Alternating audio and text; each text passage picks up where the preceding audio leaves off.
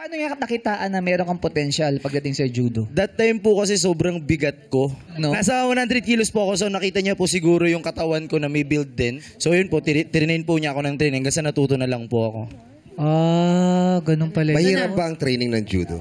Actually, sa totoo lang, mahirap po talaga. Sobrang hirap po. Training? Kasi, opo. Anong mga sacrifices ang ginawa mo para sa training? Ayun po, syempre yung sa study madalas, lalo na kung naglo-lose weight po kami, isa po yun sa pinakamahirap na ginagawa namin.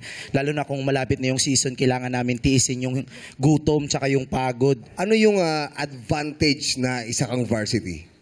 Number one is physically healthy ka. Pwede po kaming makatulong sa mga taong medyo hirap din sa paglakad, medyo nihingal. Ayun po yung isa sa mga benefit ng judo. Tapos yung pagiging varsity naman po, yung scholarship po na natatanggap namin coming from our schools. Then yung lahat po ng privilege mula sa ospital, pati pagkain, lahat po ng mga yun, isa pong privilege na matanggap dahil sa tulad naming may hirap, pribileyo pong makapag-aral sa isang magandang paaralan sa buong Pilipinas. Yun Oldest maraming school. benefits. Yes!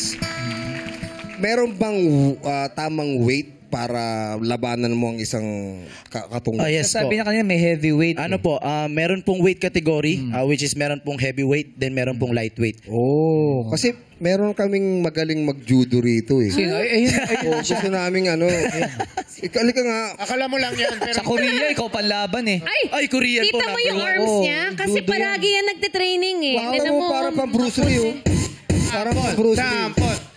Okay lang, Ryan. Ako actually nag-judo ako sa PE. Gusto mo ako na lang? Adi, Gusto mo si ate. Adi, matakot ka. Tingnan mo naman. Oo Ang nga po. damit niya, neon, pero kulay gray. Oh, matakot ka na dyan. Ganun siya ka-powerful. Adi, okay lang. Slow mo. Yes po. Hindi, okay lang ba na si Ryan? Okay lang po. Oh, Okay lang po ba, Sir Rai? Don't worry, may medic naman kami. Ayan.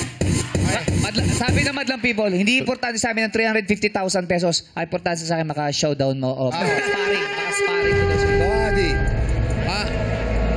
Dito sa baba kasi Dito may tayo ano sa yan eh. baba. Dito. yan. Medyo mahal kasi yung ano dito eh, yung flooring. Baka mabasag yung stage. Paano ba yan? Paano ba yan? O, dahan-dahan lang ha. Yan. Oy!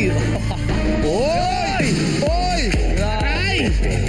Kaya. 1, 2, 3, 4. Puntos yun, puntos. Bakit mo tinutuo? Hindi po, sumunod po siya. Usapan ano lang. Madalang people, happy ba kayo? Happy! Parang I love you, man. Love you. Palakpakan niyo naman si Ryan pa. Thank you po. And si Adi. Basta sabi ni Coach Jugs, wag siya kasi kakakain niya lang. Safe ka na, Coach Jugs. Safe ka na. Thank you pare. Ako Thank you. bahala sa'yo.